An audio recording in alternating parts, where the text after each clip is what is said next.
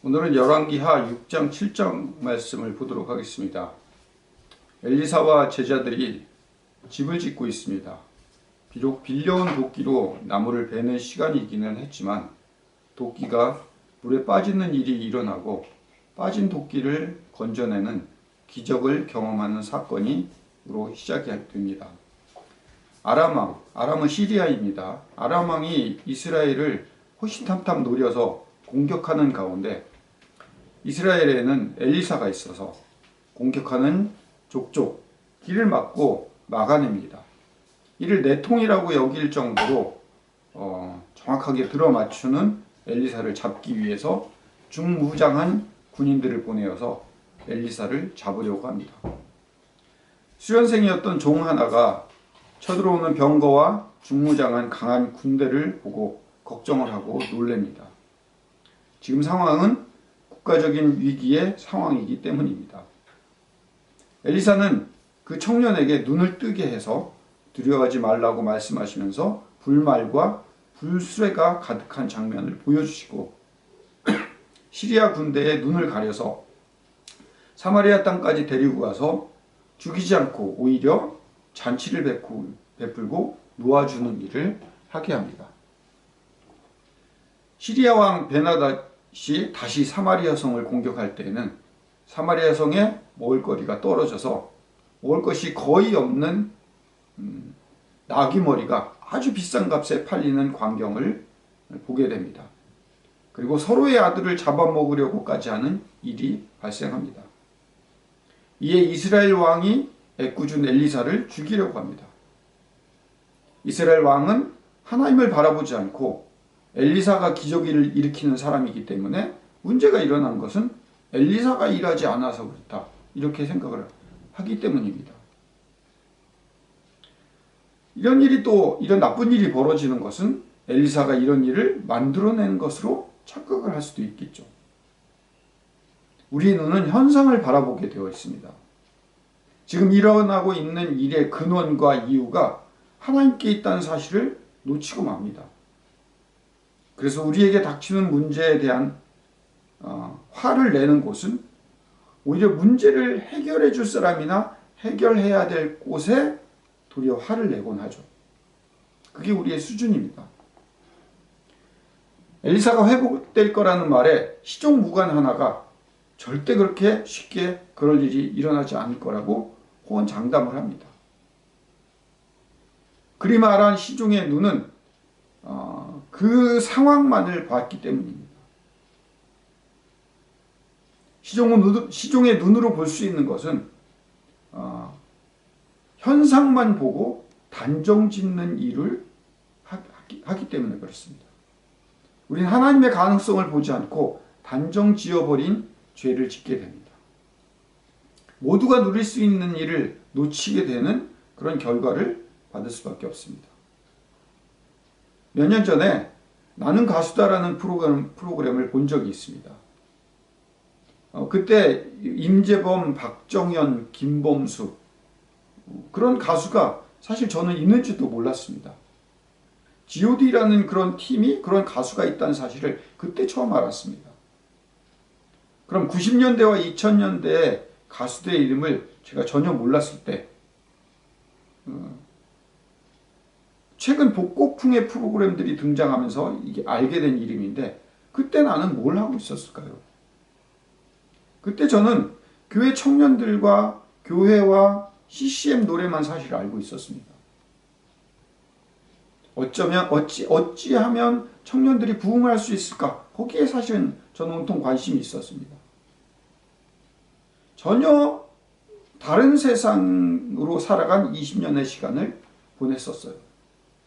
마치 지금 세상은 아람의 공격에 쓰러져가는 이스라엘의 위기에 봉착해 있는데 그것을 연일 보도를 하고 있을 때 집을 지어 엘리사와 함께 살아갈 일이 중요하고 비록 나무를 베는데 도끼를 빌어와야만 할 정도였지만 도끼가 물속에 빠졌을 때 물 위에 뜨게 할 수 있는 기적 같은 경험을 하던 시절이었다는 얘기죠.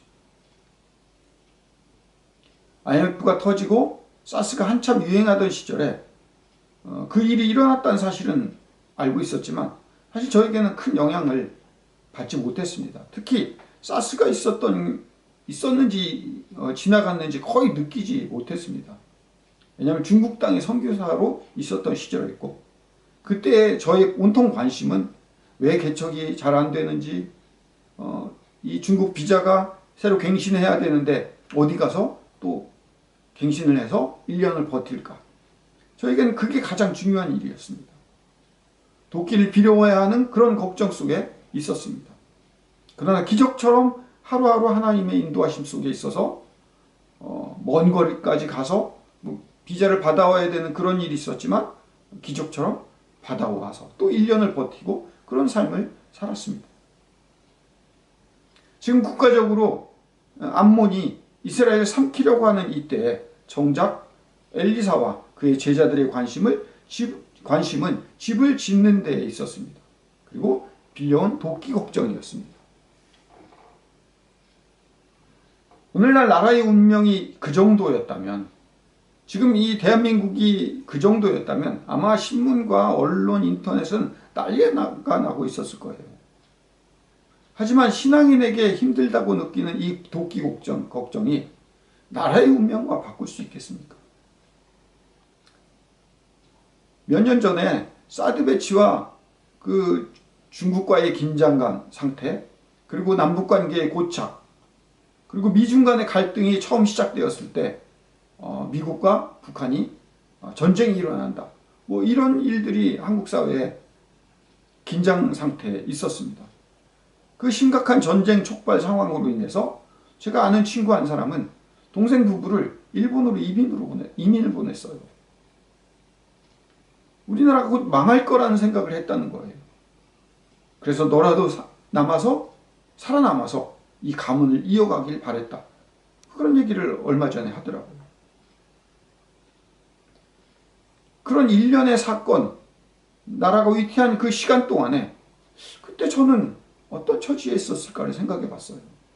암몬이 금방이라도 쳐들어올 것 같은 시기에 걱정을 하고 있는 종처럼 그 상황밖에는 볼 수 없는 사람들과 달리 나와 내 가족에게는 하늘의 불말과 불병거를 볼 수 있는 위치를 하나님께서 허락하셨다는 것을 저는 느꼈습니다. 오히려 하나님을 바라보지 못하고 시대와 상황만을 바라보는 사람들에게 눈이 가리워져서 엉뚱한 사마리아 땅으로 데려가시는 게 그게 하나님의 일하심이죠. 오늘 우리에게 다시 베나닷과 같은 큰 세력의 적이 등장을 해서 우리를 삼키려고 합니다. 코로나요. 곧 죽을 것 같은 일이 우리 눈앞에 놓여집니다. 코로나로 인해서 먹고 살 걱정이 마치 나귀머리가 엄청난 가격으로 뛴 것 같은 그런 경험을 우리는 지금 하고 있습니다. 뉴스와 세상의 방송들은 위기와 어려움과 악조건만을 계속해서 말하고 있습니다. 우리 가정 얘기지만 학원 아이들이 조금 더 늘어나면 좋을 텐데 놓친 아이들이 아깝고 원통하고 다른 사람들은 지금 엄청나게 벌어놓고 있는 것 같은데 나만 지금 아무것도 못하고 있는 것 같은 마음이 듭니다. 먹을 것 하나도 없는 나귀머리가 엄청난 가격에 팔리고 있는 게 우리 집의 심정 같아요. 우리 생각에는 집도 한 채 있어야 하고 미래를 위해서 살아갈 자금도 필요하고 자녀를 키울 만한 돈도 벌어놔야 합니다. 그래서 지금의 상황이 전쟁터 같고 필요한 것들이 나귀머리처럼 보입니다. 하지만 어느 한순간에 나귀머리가 똥값이 되지 않아요. IMF, 사스, 코로나, 오늘 우리에게 닥친 이 정치적, 경제적인 상황들이 곧 망할 것 같은 베나닷의 공격이, 그런 기금과 목마름이 하나님의 방법에는, 하나님의 계획에는 똥값으로 바뀝니다. 우리의 눈을 들어 하늘을 볼 때입니다. 불말과 불병거를 볼 때입니다. 그런다고 우리에게 아주 걱정거리가 없어지지 않습니다. 빌려온 도끼를 물에 빠뜨리는 일이 발생을 합니다. 도끼 하나도 사지 못해서 빌어와야만 되는 그런 상황일 수도 일이라고 생각할 수도 있습니다. 하지만 그런 일련의 과정들이 우리에게 도끼가 물에 뜨는 경험을 보여주기 위한 하나님의 인도하심, 계획하심, 과정, 경륜이 담겨 있습니다. 무엇이 두렵겠습니까? 지금 이 시기에 우리의 힘듦이 지나고 보면 더 큰 위기 안에 보호하시는 하나님의 품 안에 있음을 우리는 깨닫게 됩니다.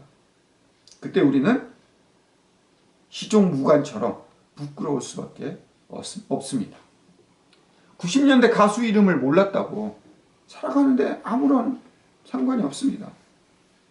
그렇다고 그 시대를 살아가지 않은 것도 아닙니다. 그 시대의 노래를 전혀 몰랐다고, 그 시대의 가수를 몰랐다고 오늘 살아가는 내가 불편하지도 않습니다. 오히려 그 시대의 불말과 불병거를 보고 살아왔던 지난날이 자랑스럽습니다.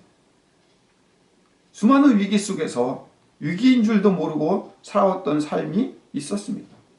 늘 도끼가 물에 뜨는 경험을 하고 살아온 우리의 인생이었다는 거죠. 그걸 잊고 다시 정세와 희망 없는 정치와 경제 걱정만 하고 있는 사마리아의 백성이 우리는 될 수가 없습니다.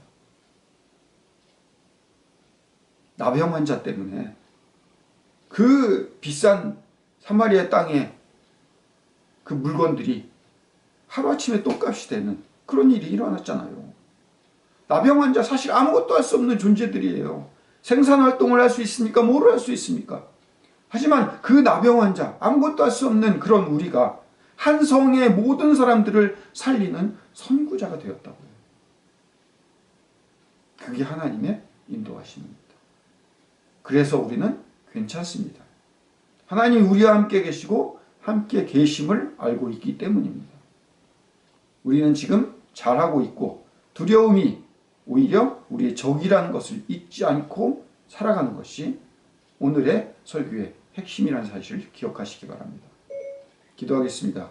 사랑의 아버지 하나님, 나병 환자와 같은 아무것도 할 수 없는 우리가 한 성의 모든 사람들을 살리는 선구자였고 기둥이 될 수 있었다는 사실을 기억하며 도끼를 걱정하는 우리에게 사실은 그보다 더 큰 일들의 보호하심 아래에 있는 하나님의 백성이라는 사실을 기억할 수 있도록 주님 인도하시고 함께하여 주시옵소서. 예수님 이름으로 기도드립니다. 아멘.